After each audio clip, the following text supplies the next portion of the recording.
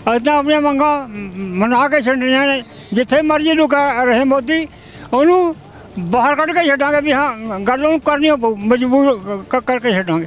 ਠੀਕ ਹੈ ਹਾਂ, ਉਹਨੂੰ ਇਹ ਪਤਾ ਹੋਣਾ ਚਾਹੀਦਾ ਡੈਮੋਕ੍ਰੇਸੀ ਹੈ ਨਾ ਕਿ ਡਿਕਟੇਟਰਸ਼ਿਪ ਹੈ।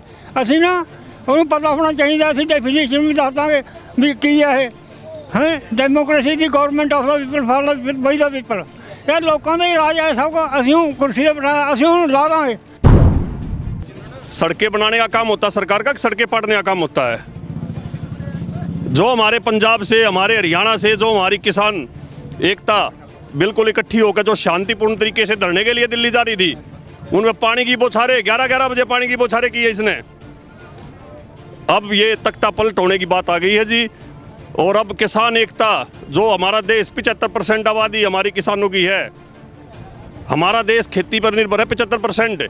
अगर उनके साथ जब अन्याय शुरू होगा तो ये मान के चलो तख्ता पलट हो जाएगा मोदी सरकार का। ਤੇ ਅਸੀਂ ਵੀ ਮੱਥ ਕੇ ਆਏ ਹਾਂ, ਚਾਹੇ ਸਾਨੂੰ 4 ਮਹੀਨੇ 6 ਮਹੀਨੇ ਸਾਲ 2 ਸਾਲ ਜਿੰਨਾ ਚਿਰ ਵੀ ਇੱਥੇ ਸਾਨੂੰ ਮੋਰਚੇ ਤੇ ਡਟ ਕੇ ਬਹਿਣਾ ਪਊਗਾ ਬੈਠਾਂਗੇ ਤੇ ਹਰ ਤਰ੍ਹਾਂ ਨਾਲ ਵਿਰੋਧ ਕਰਾਂਗੇ। ਪੂਰੀ ਤਿਆਰੀ ਕਰਕੇ ਆਏ ਜੀ, ਸਿਰਾਂ ਤੇ ਕੱਫਣ ਬੰਨੇ ਹੋਏ ਨੇ ਇਸ ਟਾਈਮ ਸਾਡੇ। ਬਹੁਤ ਵੱਡਾ ਜ਼ੁਲਮੀ ਜਿਹੜਾ ਫੈਸਲਾ ਇਹ ਮੋਦੀ ਸਰਕਾਰ ਕਰ ਰਹੀ ਹੈ, ਕਿਸਾਨਾਂ ਤੇ ਥੋਪ ਰਹੀ ਹੈ। ਔਰ 3 ਕਾਨੂੰਨ ਜਿਹੜੇ 4 ਇਹ ਥੋਪੀ ਜਾ ਰਹੀ ਹੈ, ਇਹ ਪੂਰੇ ਨਹੱਕੇ ਨੇ ਔਰ ਗੈਰ ਮਨੁੱਖੀ ਨੇ। ਵਾਹਿਗੁਰੂ ਜੀ ਕਾ ਖਾਲਸਾ, ਵਾਹਿਗੁਰੂ ਜੀ ਕੀ ਫਤਿਹ। ਗੁਰਪਿਆਰੇ, ਜਿਵੇਂ ਕਿ ਤੁਸੀਂ ਜਾਣਦੇ ਹੋ ਕਿ ਅਸੀਂ ਜੋ ਮੋਰਚੇ ਪੰਜਾਬ ਵਿੱਚ ਲੱਗੇ ਸੀ ਉਹਨਾਂ ਤੋਂ ਲੈ ਕੇ ਹੁਣ ਦਿੱਲੀ ਤੱਕ ਪਹੁੰਚ ਗਏ ਹਾਂ ਤੇ ਇੱਕ ਪਲ ਦੀ ਖਬਰ ਤੁਹਾਨੂੰ ਦਿਖਾ ਰਹੇ ਹਾਂ। ਸੋਨੀਪਤ ਦੇ ਕੋਲ ਇਸ ਵੇਲੇ ਅਸੀਂ ਕੁੰਡਲੀ ਦੇ ਨੇੜੇ ਹਾਂ ਤੇ ਪਿੱਛੇ ਤਕਰੀਬਨ 4 ਕਿਲੋਮੀਟਰ ਤੋਂ ਲੈ ਕੇ ਹੁਣ ਤੁਸੀਂ ਦੇਖ ਰਹੇ ਹੋ ਕਿ ਅਸੀਂ ਅੱਧ ਦੇ ਵਿੱਚ ਪਹੁੰਚੇ ਹਾਂ ਤੇ ਟਰਾਲੀਆਂ ਹੀ ਟਰਾਲੀਆਂ ਲੱਗੀਆਂ ਹੋਈਆਂ ਨੇ। ਤਕਰੀਬਨ ਅੰਦਾਜ਼ਾ ਕਰ ਲਾਇਆ ਜਾਵੇ ਤਾਂ 50,000 ਤੋਂ ਵੱਧ ਟਰਾਲੀ ਹੋਏਗੀ ਜਿਹੜੀ ਲੱਗੀ ਹੋਈ ਹੈ ਤੇ ਲੱਖਾਂ ਦੀ ਤਾਦਾਦ ਵਿੱਚ ਸਿਰਫ ਇਸ ਹਾਈਵੇ ਦੇ ਉੱਤੇ ਕਿਸਾਨ ਖੜੇ ਨੇ ਜੋ ਦਿੱਲੀ ਦੀ ਹਿੱਕ ਤੇ ਧਰਨਾ ਲਾਉਣ ਵਾਸਤੇ ਪਹੁੰਚੇ ਨੇ, ਜੋ ਜਤਾਉਣਾ ਚਾਹੁੰਦੇ ਨੇ ਮੋਦੀ ਸਰਕਾਰ ਨੂੰ ਕਿ ਤੇਰਾ ਤਾਨਾਸ਼ਾਹ ਰਵੱਈਆ ਹੁਣ ਨਹੀਂ ਮਨਜ਼ੂਰ। ਜੇ ਤੂੰ ਸਾਡੀ ਹੋਂਦ ਤੇ ਆਈ ਹੈ ਤਾਂ ਤੈਨੂੰ ਵੀ ਅਸੀਂ ਕਰਾਂਗੇ ਮਜਬੂਰ ਕਿ ਤੁਸੀਂ ਆਪ ਹੱਥ ਜੋੜੋਗੇ, ਕਿਉਂਕਿ ਇਹ ਉਹ ਕੌਮ ਹੈ ਜਿਸ ਨੇ ਪੂਰੇ ਭਾਰਤ ਦਾ ਢਿੱਡ ਭਰਿਆ ਤੇ ਅੱਜ ਅਗਰ ਉਹਨਾਂ ਦੀ ਹੋਂਦ ਮਿਟਾਉਣ ਦੇ ਉੱਤੇ ਤੁਸੀਂ ਆਏ ਹੋ ਤਾਂ ਤੁਹਾਨੂੰ ਕਦੇ ਵੀ ਬਖਸ਼ਿਆ ਨਹੀਂ ਜਾਏਗਾ। ਬਹੁਤ ਸਾਰੇ ਸਾਡੇ ਨਾਲ ਵੀਰ ਨੇ, ਬਜ਼ੁਰਗ ਨੇ ਜੋ ਪੰਜਾਬ ਤੋਂ ਆਏ ਨੇ ਤੇ ਅਲੱਗ-ਅਲੱਗ ਰਾਜਾਂ ਤੋਂ, ਕਿਉਂਕਿ ਪਹਿਲਾਂ ਮੈਂ ਦੇਖਿਆ ਕਿ ਹਰਿਆਣੇ ਤੋਂ ਵੀ ਬਹੁਤ ਸਾਰੇ ਵੀਰ ਜਿਹੜੇ ਉਰੇ ਪਹੁੰਚ ਕੇ ਸੇਵਾ ਕਰ ਰਹੇ ਸੀ, ਸਾਥ ਦੇ ਰਹੇ ਸੀ ਤੇ ਯੂਪੀ ਤੋਂ ਵੀ ਆਏ ਹੋਏ ਨੇ। ਪਹਿਲਾਂ ਫਤਿਹ ਦੀ ਸਾਂਝ ਪਾਉਂਦੇ ਹਾਂ। ਵਾਹਿਗੁਰੂ ਜੀ ਕਾ ਖਾਲਸਾ, ਵਾਹਿਗੁਰੂ ਜੀ ਕੀ ਫਤਿਹ। ਜੋ ਵੀ ਗੱਲ ਕਰੇ ਪਹਿਲਾਂ ਆਪਣਾ ਨਾਮ ਤੇ ਜਿੱਥੋਂ ਆਏ ਹੋ ਇੰਟਰੋਡਕਸ਼ਨ ਪਲੀਜ਼ ਜ਼ਰੂਰ ਦੇਣਾ। ਤੁਸੀਂ ਦੱਸੋ ਭਾਜੀ ਪਹਿਲਾਂ ਕਿ ਮੋਰਚਿਆਂ ਵਿੱਚ ਅਸੀਂ ਪੰਜਾਬ ਦੇ ਵਿੱਚ ਵੱਧ ਚੜ੍ਹ ਕੇ ਹਿੱਸੇਦਾਰੀ ਪਾਈ, ਹੁਣ ਦਿੱਲੀ ਵੱਲ ਚੜ੍ਹਾਈ ਕਰ ਲਈ ਹੈ, ਪਰ ਮੋਦੀ ਸਰਕਾਰ ਤੇ ਮੋਦੀ ਦਾ ਗੋਦੀ ਮੀਡੀਆ ਇਹ ਖਬਰਾਂ ਨਸ਼ਰ ਕਰ ਰਿਹਾ ਕਿ ਇੰਦਰਾ ਨਹੀਂ ਛੱਡੀ ਤੇ ਅਸੀਂ ਮੋਦੀ ਵੀ ਨਹੀਂ ਛੱਡਣਾ, ਤਾਂ ਕਿ ਇੱਕ ਦਹਿਸ਼ਤ ਗਰਦੀ ਮਾਹੌਲ ਜਿਹੜਾ ਆ ਉਹ ਸਿੱਖ ਕੌਮ ਦੇ ਪ੍ਰਤੀ ਕ੍ਰੀਏਟ ਕੀਤਾ ਜਾਵੇ। ਕੀ ਕਹੋਗੇ? ਦੇਖੋ ਜੀ, ਸਾਡੀ ਆਰਥਿਕਤਾ ਦੀ ਲੜਾਈ ਆ, ਸਾਡੇ ਵਜੂਦ ਦੀ ਲੜਾਈ ਆ। ਜਿਹੜੀ ਇਹ ਇੱਦਾਂ ਦੀ ਮੋਦੀ ਦਾ ਗੋਦੀ ਮੀਡੀਆ ਫੋਕੀ ਬਿਆਨਬਾਜ਼ੀ ਕਰ ਰਿਹਾ ਮਾਹੌਲ ਨੂੰ ਖਰਾਬ ਕਰਨ ਲਈ, ਇਹ ਬਿਲਕੁਲ ਗਲਤ ਗੱਲ ਹੈ ਇਹਨਾਂ ਦੀ। ਅਸੀਂ ਇੱਦਾਂ ਦੀ ਵਿਰੋਧ ਕਰਾਂਗੇ ਜੋ ਵੀ ਇੱਦਾਂ ਦਾ ਮੀਡੀਆ ਬਿਆਨਬਾਜ਼ੀ ਕਰਦਾ। ਇਹ ਸਾਡੀ ਹੋਂਦ ਦੀ ਲੜਾਈ ਆ, ਵਜੂਦ ਦੀ ਲੜਾਈ ਆ, ਆਰਥਿਕਤਾ ਦੀ ਲੜਾਈ ਆ, ਕਿਸਾਨੀ ਦੀ ਲੜਾਈ ਆ ਤੇ ਇਹਨੂੰ ਗਲਤ ਰੰਗਤ ਦੇਣਾ ਬੰਦ ਕਰੇ ਮੋਦੀ ਦਾ ਗੋਦੀ ਮੀਡੀਆ ਜੀ। ਰੰਗਤ ਦੇਣਾ ਉਹ ਕਿੱਦਾਂ ਬੰਦ ਕਰਨੀ ਹੋਗੀ? ਪਹਿਲੀ ਵਾਰ ਤਾਂ ਨਹੀਂ ਹੈ, ਬਹੁਤ ਸਮੇਂ ਤੋਂ ਇੱਦਾਂ ਹੀ ਚੱਲ ਰਿਹਾ। ਬੇਸ਼ੱਕ ਗੱਲ 84 ਦੀ ਹੋਵੇ, 66 ਦੀ ਹੋਵੇ, ਉਸ ਤੋਂ ਪਹਿਲਾਂ 47 ਦੀ ਹੋਵੇ, ਇਹ ਚੀਜ਼ਾਂ ਸਮੇਂ ਸਿਰ ਤਰੀਕੇ ਬਦਲਦੇ ਰਹੇ ਨੇ ਪਰ ਨੀਤੀਆਂ ਉਹੀ ਰਹੀਆਂ ਨੇ, ਨੀਤਾਂ ਵੀ ਉਹੀ ਰਹੀਆਂ ਨੇ। ਹੁਣ ਤੁਹਾਨੂੰ ਕੀ ਲੱਗਦਾ ਹੈ ਕਿ ਜਦੋਂ ਪੰਜਾਬ ਦੀ ਨੌਜਵਾਨੀ, ਕਿਸਾਨੀ, ਮਜ਼ਦੂਰ ਵਰਗ, ਆੜ੍ਹਤੀਏ ਸਾਰੇ ਇੱਕ ਮੰਚ ਉੱਤੇ ਆ ਗਏ ਆ ਤੇ ਸਿਰਫ ਪੰਜਾਬ ਨਹੀਂ, ਹੁਣ ਹਰਿਆਣਾ ਵੀ ਨਾਲ ਹੈ, ਯੂਪੀ ਵੀ ਨਾਲ ਹੈ, ਐਮਪੀ ਵੀ ਨਾਲ ਹੈ, ਰਾਜਸਥਾਨ ਵੀ ਨਾਲ ਹੈ ਤੇ ਹਰ ਪਾਸਿਓਂ ਦਿੱਲੀ ਨੂੰ ਘੇਰਾ ਪਾਇਆ ਜਾ ਰਿਹਾ ਹੈ, ਤੁਹਾਨੂੰ ਲੱਗਦਾ ਇਹਨਾਂ ਸਰਕਾਰਾਂ ਨੂੰ ਕੋਈ ਫਰਕ ਪਊਗਾ? ਬਿਲਕੁਲ ਜੀ, ਬਿਲਕੁਲ। ਸਰਕਾਰ ਦੇ ਗੋਡੇ ਟੇਕਣੇ ਪੈਣੇ ਸਰਕਾਰ ਨੂੰ ਤੇ ਅਸੀਂ ਵੀ ਮੱਥ ਕੇ ਆਏ ਹਾਂ, ਚਾਹੇ ਸਾਨੂੰ 4 ਮਹੀਨੇ 6 ਮਹੀਨੇ ਸਾਲ 2 ਸਾਲ ਜਿੰਨਾ ਚਿਰ ਵੀ ਇੱਥੇ ਸਾਨੂੰ ਮੋਰਚੇ ਤੇ ਡਟ ਕੇ ਬਹਿਣਾ ਪਊਗਾ ਬੈਠਾਂਗੇ ਤੇ ਹਰ ਤਰ੍ਹਾਂ ਨਾਲ ਵਿਰੋਧ ਕਰਾਂਗੇ। ਪੂਰੀ ਤਿਆਰੀ ਕਰਕੇ ਆਏ ਜੀ, ਸਿਰਾਂ ਤੇ ਕੱਫਣ ਬੰਨੇ ਹੋਏ ਨੇ ਇਸ ਟਾਈਮ ਸਾਡੇ ਤੇ ਹਰ ਤਰ੍ਹਾਂ ਨਾਲ ਵਿਰੋਧ ਕਰਾਂਗੇ ਡਟੇ। ਇਹ ਸਰਕਾਰਾਂ ਫੇਰ ਵੀ ਨਾ ਮੰਨੀਆਂ, ਸਰਕਾਰਾਂ ਆਪਣੀ ਅੜੀਅਲ ਰਵੱਈਏ ਤੇ ਅੜੀਆਂ ਰਹੀਆਂ? ਨਾ ਜੀ ਨਾ, ਇਹ ਮੰਨਣਾ ਹੀ ਪੈਣਾ, ਇਹ 'ਚ ਕੋਈ ਦੋ ਰਾਇਆਂ ਨਹੀਂ ਹੈਗੀਆਂ। ਸਰਕਾਰ ਨੂੰ ਝੁਕਣਾ ਪਵੇ ਕਿਸਾਨਾਂ ਦੇ ਰੋਹ ਅੱਗੇ, ਬਿਲਕੁਲ ਇਹੀ ਕਹਾਂਗੇ ਵੀ ਕਿਸਾਨਾਂ ਦੇ ਰੋਹ ਅੱਗੇ ਸਰਕਾਰਾਂ ਨੂੰ ਝੁਕਣਾ ਹੀ ਪੈਣਾ ਹੈ। ਕਿਸਾਨਾਂ ਦੇ ਗੁੱਸੇ ਅੱਗੇ ਸਰਕਾਰਾਂ ਨੂੰ ਝੁਕਣਾ ਹੀ ਪੈਣਾ ਹੈ। ਇਹ ਚੀਜ਼ ਹਰ ਕਿਸੇ ਦੇ ਜ਼ਿਹਨ ਦੇ ਵਿੱਚ ਹੈ, ਜੋ ਸੋਚ ਕੇ ਪੰਜਾਬ ਤੋਂ ਇਹ ਕਾਫਲਾ ਉੱਠਿਆ ਸੀ ਤੇ ਹੁਣ ਹਰਿਆਣੇ ਦੇ ਵਿੱਚ ਵੀ ਉਹ ਕਾਫਲਾ ਵਧਿਆ ਹੈ। ਯੂਪੀ, ਐਮਪੀ, ਰਾਜਸਥਾਨ ਹਰ ਪਾਸਿਓਂ ਇਹ ਕਾਫਲਾ ਵੱਧ ਕੇ ਹੁਣ ਚੜ੍ਹਾਈ ਸ਼ੁਰੂ ਕਰ ਦਿੱਤੀ ਹੈ ਦਿੱਲੀ ਵੱਲ ਨੂੰ। ਪਿਛਲੇ 4 ਕਿਲੋਮੀਟਰ 5 ਕਿਲੋਮੀਟਰ ਤੋਂ ਅਸੀਂ ਦੇਖਿਆ, ਤੁਹਾਨੂੰ ਦਿਖਾਇਆ ਵੀ ਹੈ ਕਿ ਕਿਸ ਤਰੀਕੇ ਨਾਲ ਟਰਾਲੀ ਲੱਗੀ ਹੋਈ ਹੈ ਤੇ ਕਿਸਾਨ ਵੱਧ ਰਹੇ ਨੇ ਦਿੱਲੀ ਵੱਲ। ਤੇ ਨਾਲ ਮੈਂ ਪਹਿਲਾਂ ਗੱਡੀ ਦੇ ਵਿੱਚ ਆਉਂਦੇ ਹੋਏ ਨਿਹੰਗ ਸਿੰਘ ਜਥੇਬੰਦੀਆਂ ਨੂੰ ਵੀ ਬੇਨਤੀ ਕੀਤੀ ਸੀ ਕਿ ਤੁਸੀਂ ਵੀ ਆਪਣੇ ਘੋੜੇ ਚੱਕ ਕੇ ਫੌਜਾਂ ਦਿੱਲੀ ਵੱਲ ਨੂੰ ਚੜ੍ਹਾਈ ਕਰਨੀਆਂ ਸ਼ੁਰੂ ਕਰਨ, ਤਾਂ ਕਿ ਦਿੱਲੀ ਨੂੰ ਅਹਿਸਾਸ ਹੋਵੇ ਕਿ ਪੰਜਾਬ ਨੇ ਅਜੇ ਤੱਕ ਆਪਣੀ ਵਿਰਾਸਤ ਦਾ ਕੀ ਸਾਂਭਿਆ ਹੋਇਆ ਹੈ। ਕਿਉਂਕਿ ਜਿੰਨਾ ਘੋੜਾ ਆਈ ਥਿੰਕ ਪੰਜਾਬ ਦੇ ਕੋਲ ਹੈ ਇਸ ਵੇਲੇ, ਉਹਨਾਂ ਪੂਰੇ ਭਾਰਤ ਦੇ ਵਿੱਚ ਕਿਸੇ ਹੋਰ ਇਲਾਕੇ ਦੇ ਵਿੱਚ, ਕਿਸੇ ਹੋਰ ਰਾਜ ਦੇ ਵਿੱਚ ਨਹੀਂ ਹੋਵੇਗਾ। ਤੁਸੀਂ ਬਾਪੂ ਜੀ ਕੀ ਕਹੋਗੇ ਜੋ ਚੱਲ ਰਿਹਾ ਹੈ ਮਾਹੌਲ, ਜੋ ਮੋਦੀ ਗਵਰਨਮੈਂਟ ਕਰ ਰਹੀ ਹੈ, ਜੋ ਸਰਕਾਰਾਂ ਕਰ ਰਹੀਆਂ ਨੇ? ਮੈਂ ਕਾਮਰੇਡ ਕੇਵਲ ਸਿੰਘ, ਪਿੰਡ ਮਜਾਲੀ ਕਲਾਂ, ਤਹਿਸੀਲ ਸਮਰਾਲਾ, ਜ਼ਿਲ੍ਹਾ ਲੁਧਿਆਣਾ ਤੋਂ ਬੋਲ ਰਿਹਾ। ਜੋ ਵੀ ਸਵਾਲ ਮੇਰੇ ਵੀਰ ਟੀਵੀ ਤੋਂ ਪੁੱਛ ਰਹੇ ਨੇ, ਗੱਲ ਤਾਂ ਇਹ ਹੈ ਵੀ ਅੱਜ ਜੋ ਪੰਜਾਬ ਦਾ ਕਿਸਾਨ ਉੱਠਿਆ, ਇਸ ਗੱਲ ਨੂੰ ਲੈ ਕੇ ਉੱਠਿਆ ਕਿ ਜੋ 3 ਕਾਨੂੰਨ ਬਣਾਏ ਨੇ ਮੋਦੀ ਸਰਕਾਰ ਨੇ, ਉਹ ਪੂਰੇ ਕਿਸਾਨ ਵਿਰੋਧੀ ਨੇ।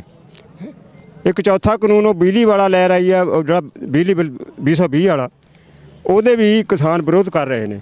ਪੰਜਵਾਂ ਪਰਾਲੀ ਵਾਲਾ ਜੀ, ਤੇ ਪਰਾਲੀ ਵਾਲਾ ਜਿਹੜਾ ਪ੍ਰਦੂਸ਼ਣ ਵਾਲਾ ਗੱਲ ਆ, ਉਹ 1 ਕਰੋੜ ਦੀ ਗੱਲ ਜੇ ਮੈਂ ਕਰਾਂ ਤਾਂ ਮੈਂ ਨਹੀਂ ਕਹਿੰਦਾ ਵੀ ਮੇਰੇ ਕੋਲ ਵੀ ਕਪੈਸਿਟੀ ਹੋ ਵੀ 1 ਕਰੋੜ। ਮੈਂ ਖੁਦ ਤਾਂ ਮੈਨੂੰ ਨਹੀਂ ਪਤਾ, ਮੈਂ ਤਾਂ ਕਰੋੜ ਦੇਖਿਆ ਹੀ ਨਹੀਂ ਕਿਤੇ। ਮੈਂ ਤਾਂ 1 ਕਰੋੜ ਰੁਪਈਏ ਦਾ ਦਰਸ਼ਨ ਵੀ ਨਹੀਂ ਕੀਤੇ, ਮੈਂ ਜੁਰਮਾਨਾ ਕਿਵੇਂ ਭਰ ਲੂੰਗਾ?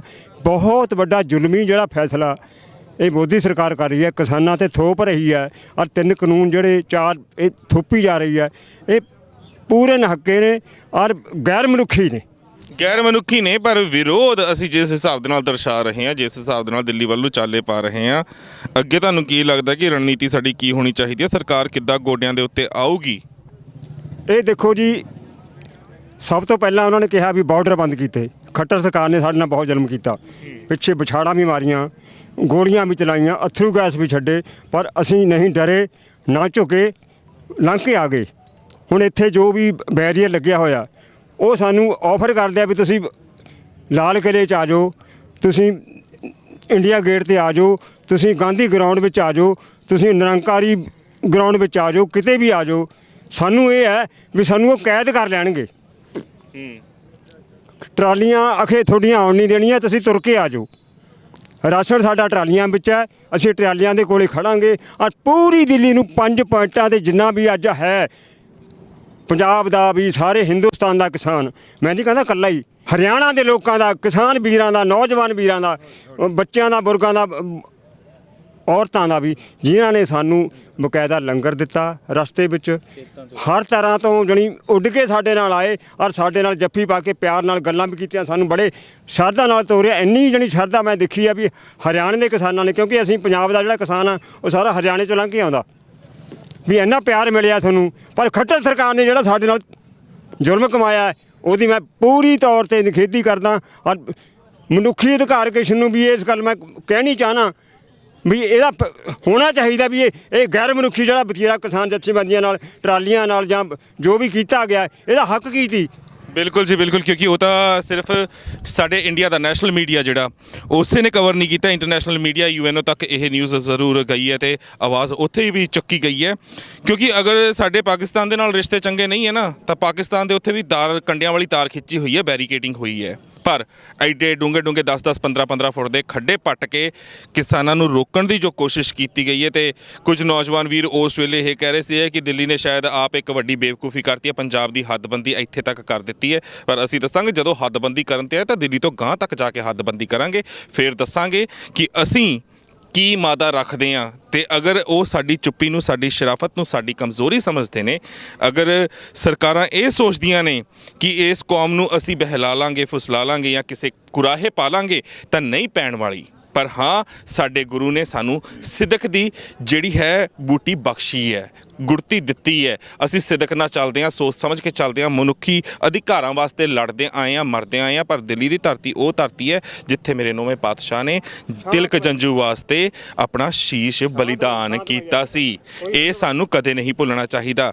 ਹਿੰਦੂ ਵੀਰਾਂ ਨੂੰ ਵੀ ਇਸ ਕਰਕੇ ਮੈਂ ਬੇਨਤੀ ਕਰਾਂਗਾ ਕਿ ਇਹ ਰੋਸ਼ ਇਹ ਗੁੱਸਾ ਸਿਰਫ ਸਿੱਖਾਂ ਦਾ ਜਾਂ ਪੰਜਾਬੀਆਂ ਦਾ ਨਹੀਂ, ਇਹ ਹਿੰਦੂ ਮੁਸਲਿਮ ਸਿੱਖ ਈਸਾਈ ਬੋਧੀ ਜੈਨੀ ਜੋ ਵੀ ਆਪਣੇ ਆਪ ਨੂੰ ਸਮਝਦੇ ਨੇ ਨਾ ਕਿ ਅਸੀਂ ਪੰਜਾਬੀ ਹਾਂ, ਕਿਉਂਕਿ ਪਾੜ ਪੰਜਾਬੀ ਸੂਬੇ ਦੇ ਵਿੱਚ ਸਰਕਾਰਾਂ ਨੇ ਪਾਏ, ਹਰਿਆਣਾ ਹੋਵੇ, ਹਿਮਾਚਲ ਹੋਵੇ, ਪੰਜਾਬ ਹੋਵੇ, ਇਹ ਪੰਜਾਬੀ ਸੂਬੇ ਦੇ ਵਿੱਚ ਜਿਹੜੇ ਪਾੜ ਪਾਏ ਨੇ ਇਹ ਅਸੀਂ ਮੁੜ ਪੂਰਨੇ ਨੇ। ਆ ਬਾਪੂ ਜੀ ਨੇ ਹੁਣੇ ਦੱਸਿਆ ਵੀ ਹਰਿਆਣੇ ਦੇ ਵਿੱਚ ਆਂਦੇ ਹਰਿਆਣੇ ਦੇ ਕਿਸਾਨਾਂ ਨੇ ਪਰਿਵਾਰਾਂ ਨੇ ਕਿੰਨਾ ਪਿਆਰ ਦੇ ਨਾਲ ਸਤਿਕਾਰ ਦੇ ਨਾਲ ਇੱਜ਼ਤ ਅਫਜ਼ਾਈ ਕੀਤੀ, ਹਰ ਚੀਜ਼ ਅਵੇਲੇਬਲ ਕਰਵਾਈ। ਥੋੜੀ ਦੇਰ ਪਹਿਲਾਂ ਵੀ ਕੁਝ ਹਰਿਆਣੇ ਤੋਂ ਹੀ ਬਿਲੋਂਗ ਕਰਦੇ ਹੋਏ ਵੀਰ ਸੀ ਜਿਹੜੇ ਉਰੇ ਰਾਸ਼ਨ ਵਗੈਰਾ ਦੇ ਰਹੇ ਸੀ, ਲੰਗਰ ਲਗਾ ਰਹੇ ਸੀ।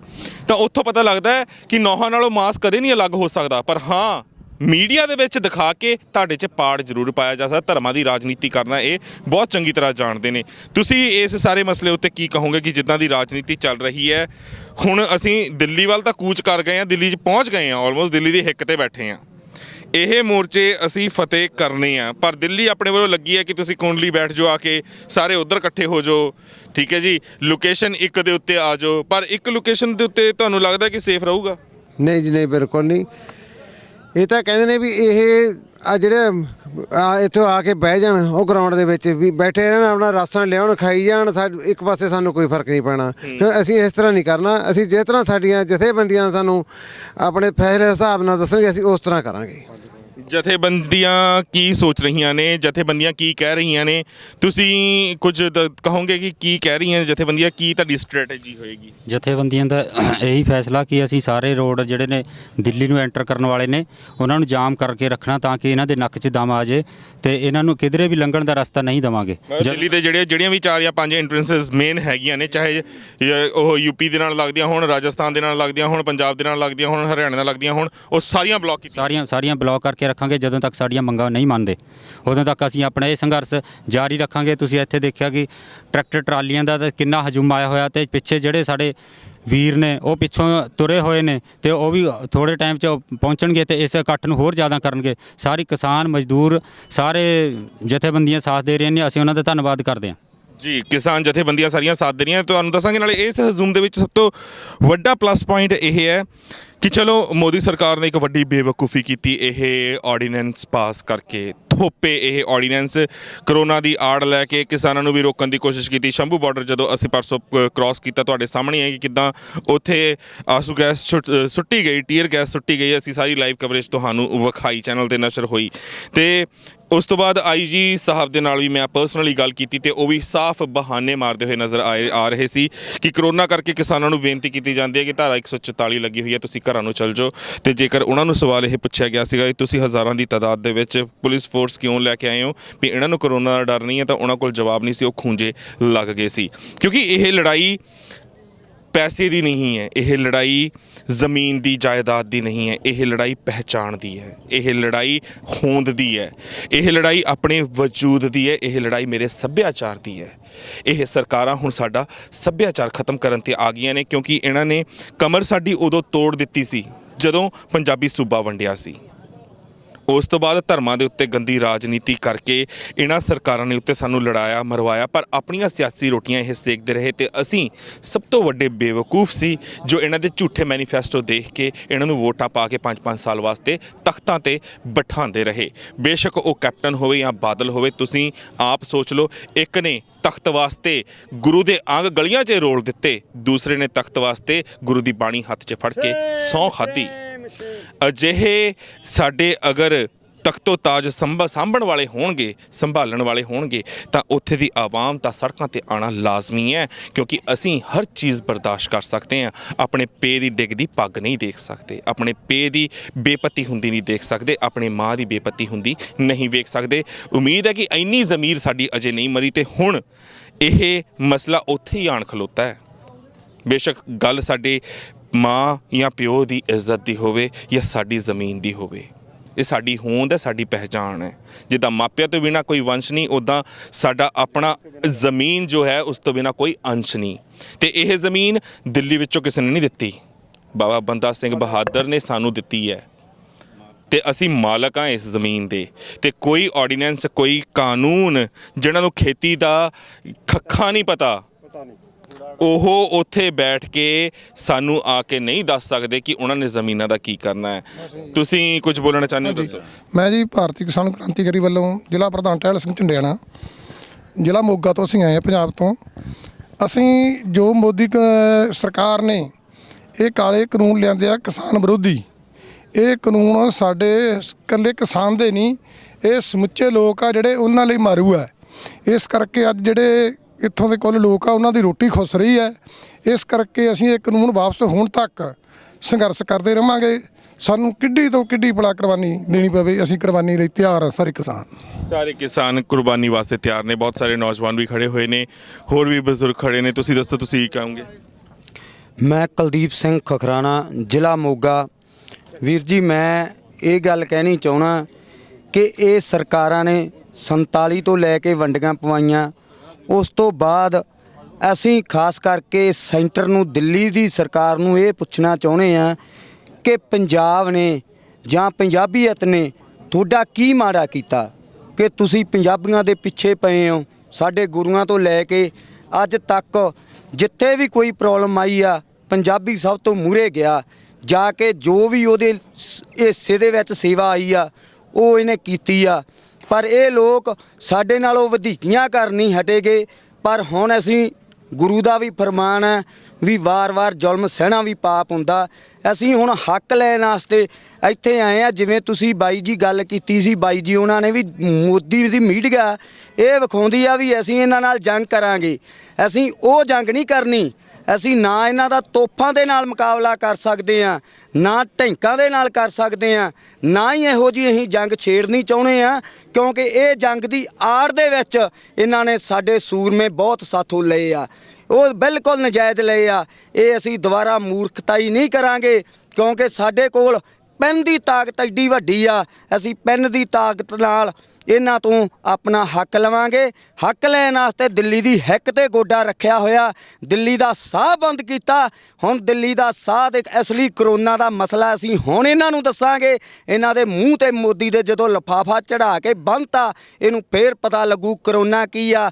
ਜਦੋਂ ਇਹਦਾ ਸਾਹ ਬੰਦ ਕਰਤਾ, ਸਾਹ ਬੰਦ ਕਰਨ ਵਾਸਤੇ ਅਸੀਂ ਇਕੱਲੇ ਨਹੀਂ, ਪੂਰੇ ਭਾਰਤ ਦੇ ਸਾਡੇ ਨਾਲ, ਹਿੰਦੁਸਤਾਨ ਦੇ ਭਾਰਤ ਦਾ ਹਰ ਵਰਗ ਸਾਡੇ ਨਾਲ ਜੁੜ ਗਿਆ।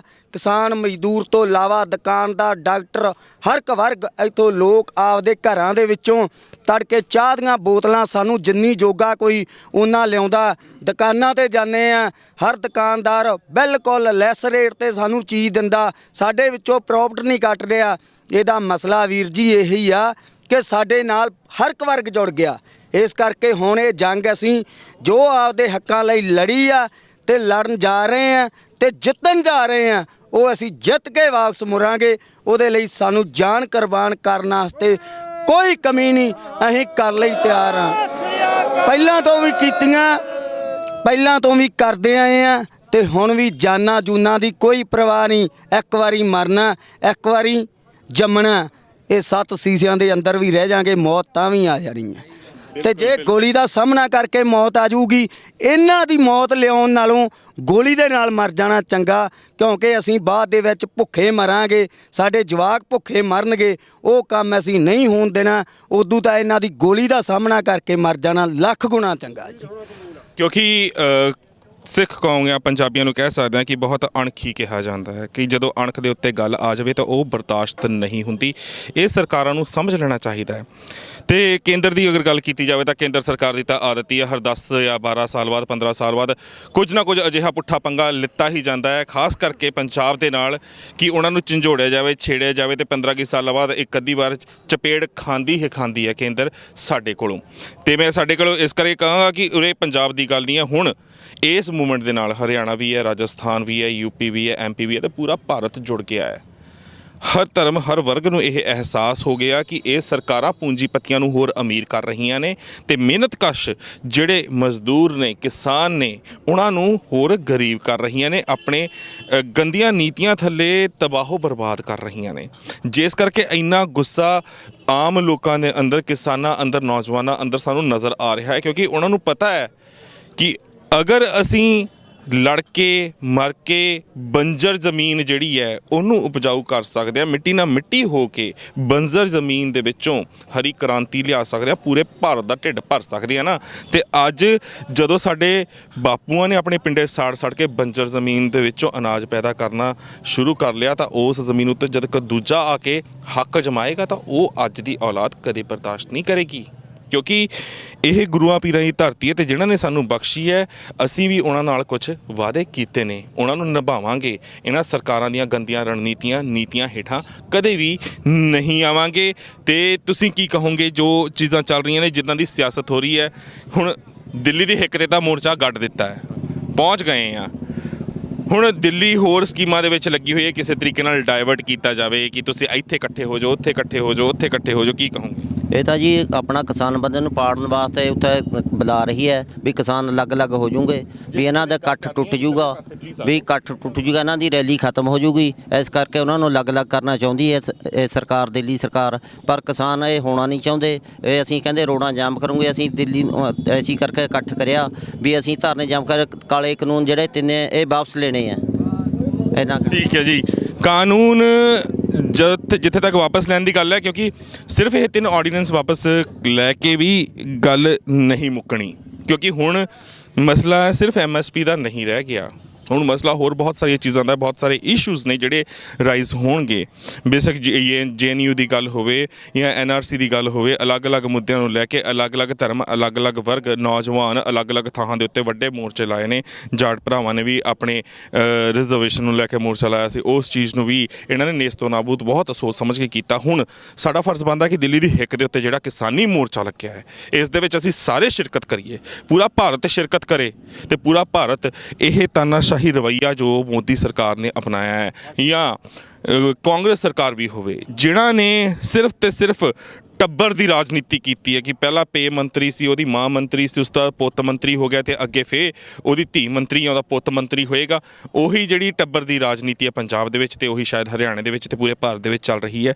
ਪਰ ਵਿਦੇਸ਼ਾਂ ਵਿੱਚ ਇੱਕ ਵਾਰ ਨਜ਼ਰ ਮਾਰ ਕੇ ਦੇਖਿਓ ਕਿ ਉੱਥੇ ਰਾਜਨੀਤੀ ਕਿੱਦਾਂ ਦੀ ਹੈ। ਵਿਦੇਸ਼ਾਂ ਦੀ ਸਕੂਲਿੰਗ ਵੱਲ ਨਜ਼ਰ ਮਾਰ ਕੇ ਦੇਖਿਓ, ਉੱਥੇ ਸਕੂਲਿੰਗ ਕਿੱਦਾਂ ਦੀ ਹੈ। ਉੱਥੇ ਅਗਰ ਸੰਤਰੀ ਹੈ, ਮੰਤਰੀ ਹੈ, MLA ਹੈ, ਵੱਡੇ ਤੋਂ ਵੱਡੇ CM ਤੱਕ ਦਾ ਬੇਟਾ ਜਿੱਥੇ ਪੜ੍ਹਨ ਜਾ ਰਿਹਾ, ਉੱਥੇ ਹੀ ਇੱਕ ਮਜ਼ਦੂਰ ਦਾ ਬੇਟਾ ਵੀ ਪੜ੍ਹਨ ਜਾਂਦਾ ਹੈ ਤੇ ਉਹ ਜ਼ਿੰਮੇਵਾਰੀ ਸਰਕਾਰ ਦੀ ਹੁੰਦੀ ਹੈ। ਜੇਕਰ ਇਹਨਾਂ ਸਾਰੇ ਭਰਾਵਾਂ ਨੂੰ ਸਰਕਾਰ ਨੇ ਬਰਾਬਰ ਦਾ ਹੱਕ ਦੇਣਾ ਹੋਵੇ ਤਾਂ ਸਰਕਾਰਾਂ ਆਪ ਅਜਿਹੀ ਨੀਤ ਰੱਖ ਕੇ ਅਜਿਹੀਆਂ ਨੀਤੀਆਂ ਬਣਾਉਣ ਕਿ ਕਿਸੇ ਦੇ ਵਿੱਚ ਕੋਈ ਫਰਕ ਨਾ ਹੋਵੇ। ਪਰ ਇਹਨਾਂ ਨੇ ਹਮੇਸ਼ਾ ਗੰਦੀ ਰਾਜਨੀਤੀ ਕੀਤੀ ਹੈ। ਕਹਿੰਦੇ ਕਿ ਅੰਗਰੇਜ਼ ਚਲੇ ਗਏ ਭਾਈ, ਡਿਵਾਈਡ ਐਂਡ ਰੂਲ। ਇਹ ਇੱਕ ਅੰਗਰੇਜ਼ਾਂ ਤੋਂ ਇਹਨਾਂ ਨੇ ਨੀਤੀ ਸਿੱਖੀ ਹੈ ਤੇ ਉਸੇ ਇੱਕ ਨੀਤੀ ਉੱਤੇ 47 ਤੋਂ ਹੁਣ ਤੱਕ ਇਹ ਕੰਮ ਕਰਦੇ ਆ ਰਹੇ ਨੇ ਤੇ ਅਸੀਂ ਉਸ ਨੀਤੀ ਥੱਲੇ ਅੱਜ ਤੱਕ ਦੱਬਦੇ ਵੀ ਆ ਰਹੇ ਹਾਂ। ਤੁਹਾਡੇ ਵਿੱਚ ਹੋਰ ਕੋਈ ਗੱਲ ਕਹਿਣਾ ਚਾਹੁੰਦਾ, ਤੁਸੀਂ ਕੀ ਕਹੋਗੇ ਇਸ ਬਾਰੇ? ਮੈਂ ਤਾਂ ਇਹੀ ਕਹੂੰਗਾ ਜੀ, ਚਾਹੇ 1947 ਦੀ ਜੰਗ ਹੋਵੇ, ਚਾਹੇ 65 ਦੀ, ਚਾਹੇ 71 ਦੀ, ਸਾਡੇ ਪੰਜਾਬੀਆਂ ਦਾ ਇਸ ਭਾਰਤ ਨੂੰ ਆਜ਼ਾਦ ਕਰਾਉਣ 'ਚ ਬਹੁਤ ਵੱਡਾ ਯੋਗਦਾਨ ਰਿਹਾ। ਇਹ ਲੋਕਤੰਤਰ ਆ ਜਿਹੜਾ ਮੋਦੀ ਆ, ਇਹ ਡਿਕਟੇਟਰਸ਼ਿਪ ਕਰ ਰਿਹਾ ਜੀ, ਰਾਜਿਆਂ ਵਾਲਾ ਰਾਜ ਕਰ ਰਿਹਾ। ਅਸੀਂ ਸ਼ਾਂਤਮਈ ਧਰਨੇ 'ਤੇ ਆ ਫਿਲਹਾਲ, ਠੀਕ ਆ। ਅਗਰ ਜੇ ਉਹ ਵੀ ਕਹਿੰਦਾ ਸ਼ਾਂਤਮਈ ਰਹੇ, ਲੋਕਤੰਤਰ ਦੇ ਢੰਗ ਨਾਲ ਚੱਲੂ ਤਾਂ ਠੀਕ ਆ, ਨਹੀਂ ਫਿਰ ਜੋ ਸਾਤੋਂ ਹੋਊ ਅਸੀਂ ਕਰਾਂਗੇ, ਠੀਕ ਆ ਜੀ। ਅਸੀਂ ਡਟੇ ਹੋਏ ਆ, ਪੂਰੇ ਸਿਰਾਂ ਤੇ ਕੱਫਣ ਬੰਨ੍ਹ ਕੇ ਆਏ ਆ, ਹਰ ਕੁਰਬਾਨੀ ਦੇਣ ਲਈ ਤਿਆਰ ਆ, ਠੀਕ ਆ। ਇਹ ਕੌਮ ਦੇ ਯੋਧੇ ਨੇ, ਇਹ ਕਦੇ ਮਗਰ ਨਹੀਂ ਮੁੜੇ। ਅਸੀਂ ਪਿੱਛਾ ਨਹੀਂ ਦੇਖਣਾ, ਅਸੀਂ ਅੱਗਾ ਦੇਖਣਾ ਜੀ, ਅੱਗੇ ਹੀ ਵਧਾਂਗੇ, ਪਿੱਛੇ ਨਹੀਂ ਮੁੜਦੇ। ਤੇ ਇਹ ਧਾਰ ਕੇ ਆਏ ਕਿ ਮੋਦੀ ਦੀਆਂ ਗੋਡਣੀਆਂ ਲਵਾ ਕੇ ਹੀ ਜਾਵਾਂਗੇ ਇੱਥੋਂ। ਬਿਲਕੁਲ ਜੀ, ਮੋਦੀ ਦੀਆਂ ਗੋਡਣੀਆਂ ਲਗਵਾ ਕੇ ਜਾਵਾਂਗੇ। ਤੁਸੀਂ ਜੋਸ਼ ਵੀ ਦੇਖ ਸਕਦੇ ਹੋ, ਬਜ਼ੁਰਗਾਂ ਨੇ ਵੀ ਆਪਣੀਆਂ ਗੱਲਾਂ ਰੱਖੀਆਂ। ਪਰ ਫਿਰ ਵੀ ਮੈਂ ਇੱਕ ਬੇਨਤੀ ਜ਼ਰੂਰ ਕਰਾਂਗਾ ਕਿ ਜਿੱਥੇ ਵੀ ਵੱਡਾ ਇਕੱਠ ਹੁੰਦਾ ਸਰਕਾਰਾਂ ਨੂੰ ਨਜ਼ਰ ਆਉਂਦਾ ਤਾਂ ਗੰਦੀਆਂ ਇਹਨਾਂ ਦੀਆਂ ਰਣਨੀਤੀਆਂ ਸ਼ੁਰੂ ਹੋ ਜਾਂਦੀਆਂ ਨੇ। ਸ਼ਰਾਰਤੀ ਅਨਸਰ ਆਪ ਪ੍ਰੋਜੈਕਟ ਕਰਦੀਆਂ ਨੇ, ਆਪ ਉਸ ਇਕੱਠ ਨੂੰ ਤਿੱਤਰ ਬਿੱਤਰ ਕਰਨ ਦੀ ਇਹ ਕੋਸ਼ਿਸ਼ ਕਰਦੀਆਂ ਨੇ। ਤੇ ਸਾਨੂੰ ਕੋਈ ਵੀ ਸਪੀਚ ਕਰਦਿਆਂ ਹੋਇਆਂ, ਕੋਈ ਵੀ ਸੁਝਾਅ ਦਿੰਦਿਆਂ ਹੋਇਆਂ ਇਸ ਚੀਜ਼ ਦਾ ਬਹੁਤ ਖਾਸ ਧਿਆਨ ਰੱਖਣ ਦੀ ਲੋੜ ਹੈ ਕਿ ਅਸੀਂ ਸਰਕਾਰਾਂ ਨੂੰ ਕੋਈ ਐਸਾ ਮੌਕਾ ਨਾ ਦਈਏ ਕਿ ਉਹ ਸਾਡੀ ਇਸ ਵੱਡੀ ਮੂਵਮੈਂਟ ਨੂੰ ਵਿਫਲ ਕਰਨ ਦੇ ਵਿੱਚ ਕਾਮਯਾਬ ਹੋ ਸਕਣ। ਕਿਉਂਕਿ ਜਿੱਦਾਂ ਨੈਸ਼ਨਲ ਮੀਡੀਆ ਉੱਤੇ ਚੱਲ ਰਿਹਾ ਹੈ ਕਿ ਇੰਦਰਾ ਨਹੀਂ ਛੱਡੀ ਤਾਂ ਮੋਦੀ ਵੀ ਨਾ ਛੱਡਾਂਗੇ, ਕਿਸੇ ਨੇ ਨਹੀਂ ਬੋਲਿਆ ਹੋਣਾ। ਮੈਂ ਤੁਹਾਨੂੰ ਦੱਸ ਦੇਣਾ ਕਿ ਕੀ ਵਾਪਰਿਆ ਹੋਣਾ। ਵੱਧ ਤੋਂ ਵੱਧ ਇਹ ਹੈ ਕਿ ਕਿਸੇ ਕਿਸਾਨ ਵੀਰ ਨੇ ਜਾਂ ਕਿਸੇ ਨੌਜਵਾਨ ਨੇ ਜੋਸ਼ ਦੇ ਵਿੱਚ ਅਜਿਹੀ ਗੱਲ ਕਹਿਤੀ ਹੋਣੀ ਹੈ, ਉਹ ਬਾਈਟ ਉਹਨਾਂ ਕੋਲ ਹੋਏਗੀ ਉਸ ਗੋਦੀ ਮੀਡੀਆ ਦੇ ਕੋਲ, ਤੇ ਉਹ ਬਾਰ-ਬਾਰ ਚਲਾ ਕੇ ਤੇ ਉਹ ਕੈਸ਼ ਕਰ ਰਹੇ ਨੇ ਤੇ ਪੂਰੇ ਭਾਰਤ ਦੇ ਵਿੱਚ ਇੱਕ ਅਜਿਹਾ ਮਾਹੌਲ ਕ੍ਰੀਏਟ ਕਰ ਰਹੇ ਨੇ ਕਿ ਦੇਖੋ ਜੀ ਉਸ 1984 ਦੇ ਵਿੱਚ ਆਹ ਚੀਜ਼ ਹੋਈ ਸੀ ਤੇ ਹੁਣ ਫਿਰ ਤੋਂ ਕਿਸਾਨ ਦਿੱਲੀ ਵੱਲ ਨੂੰ ਆ ਗਏ ਆ, ਕਿਸਾਨਾਂ ਦੇ ਨਾਲ ਸਿੱਖ ਦਿੱਲੀ ਵੱਲ ਨੂੰ ਆ ਗਏ ਆ ਤੇ ਪੰਜਾਬੀਆਂ ਨੇ ਇੱਕ ਵਾਰ ਮੁੜ ਤੋਂ ਦਿੱਲੀ ਘੇਰ ਲਈ ਹੈ ਤੇ ਪਹਿਲਾਂ ਇੰਦਰਾ ਟਾਰਗੇਟ ਕੀਤੀ ਸੀ, ਹੁਣ ਮੋਦੀ ਟਾਰਗੇਟ। ਪਰ ਅਜਿਹੀ ਕੋਈ ਗੱਲ ਨਹੀਂ ਹੈ। ਮੈਂ ਇਹੀ ਕਹਾਂਗਾ ਪੂਰੇ ਭਾਰਤ ਵਾਸੀਆਂ ਨੂੰ, हिंदी ਦੇ ਵਿੱਚ ਵੀ ਕਹਾਂਗਾ, हाथ बांध के पूरे भारतवासियों को मैं बेनती करता हूँ कि मोदी सरकार जो इस वक्त दिखाने की कोशिश कर रही है, जो बयान कर रही है, नेशनल मीडिया जो दिखा रहा है कि इंदिरा नहीं छोड़ी थी अब मोदी नहीं छोड़ेंगे, उसकी तरफ ध्यान बिल्कुल ना दिया जाए, क्योंकि ये सिर्फ और सिर्फ एक एक्सक्यूज़ दिया जा रहा है ताकि पूरे भारत के अंदर एक ऐसा माहौल, एक ऐसा वैक्यूम क्रिएट किया जाए ताजो आपको ये महसूस हो कि सिख कम्युनिटी जो है वो देश विरोधी गतिविधियों में है, खालिस्तान के साथ है, या वो अपना कोई एक होमलैंड मांग रहे हैं, जो बहुत टाइम से प्रचारा जा रहा है, जबकि ऐसी कोई बात नहीं है, ऐसी कोई मूवमेंट नहीं है। मूवमेंट सिर्फ एक है, वो है सच्चाई की। ये जितने लोग यहाँ खड़े हैं वो सिर्फ सच्चाई के लिए खड़े हैं और ये सच के लिए मरने और मारने के लिए तैयार हैं, लेकिन अपने हक हम पहले कलम से लेंगे।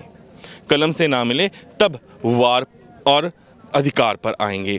ਹੁਣ ਮੈਂ ਪੰਜਾਬੀ ਦੇ ਵਿੱਚ ਕਹਿਦਾ ਕਿ ਜੋ ਗੱਲਾਂ ਕੀਤੀਆਂ ਨੇ ਇਹ ਸਿਰਫ ਤੇ ਸਿਰਫ ਕਿਉਂਕਿ ਨੈਸ਼ਨਲ ਮੀਡੀਆ ਦੇ ਉੱਤੇ ਹਿੰਦੀ ਦੇ ਵਿੱਚ ਬਹੁਤ ਵੱਡੇ ਪੱਧਰ ਤੇ ਇਹ ਚੀਜ਼ਾਂ ਪ੍ਰਚਾਰੀਆਂ ਜਾਂਦੀਆਂ ਨੇ ਕਿ ਅਸੀਂ ਆਹ ਕਰ ਦਾਂਗੇ, ਆਹ ਕਰ ਦਾਂਗੇ, ਆਹ ਕਰ ਦਾਂਗੇ, ਪਰ ਉਹਦੇ ਪਿੱਛੇ ਦੀ ਅਸਲੀਅਤ ਕੀ ਹੁੰਦੀ ਹੈ ਉਹ ਬਹੁਤ ਲੋਕਾਂ ਨੂੰ ਨਹੀਂ ਸਮਝ ਆਉਂਦਾ। ਉਹਨਾਂ ਨੇ ਸਿਰਫ ਜੋ ਲਿਖਿਆ ਹੋਇਆ ਉਹ ਦੇਖ ਲਿਆ, ਉਹ ਪੜ੍ਹ ਲਿਆ। ਤੇ ਹੁਣ ਤੁਹਾਡੇ ਵਿੱਚ ਤੁਸੀਂ ਕੀ ਕਹਿਣਾ ਚਾਹੁੰਦੇ ਹੋ ਇਸ ਮਸਲੇ ਦੇ ਉੱਤੇ? ਇਹ ਕਹਿਣੇ ਭਾਈ ਜਿਵੇਂ ਭਾਈ ਸਾਹਿਬ ਨੇ ਕਿਹਾ, ਅਸੀਂ ਘਰੋਂ ਤਿਆਰੀ ਕਰਕੇ ਆਏ ਹਾਂ, ਜੇ ਸਾਡੇ ਹੱਕ ਸਾਨੂੰ ਨਾ ਮਿਲੇ ਤੇ ਅਸੀਂ ਮੁੜ ਕੇ ਘਰ ਨਹੀਂ ਜਾਂਦੇ, ਅਸੀਂ ਮਰਾਂਗੇ ਜਾਂ ਮਾਰਾਂਗੇ ਇੱਥੇ ਦਿੱਲੀ ਦੇ ਵਿੱਚ ਮਰਾਂਗੇ।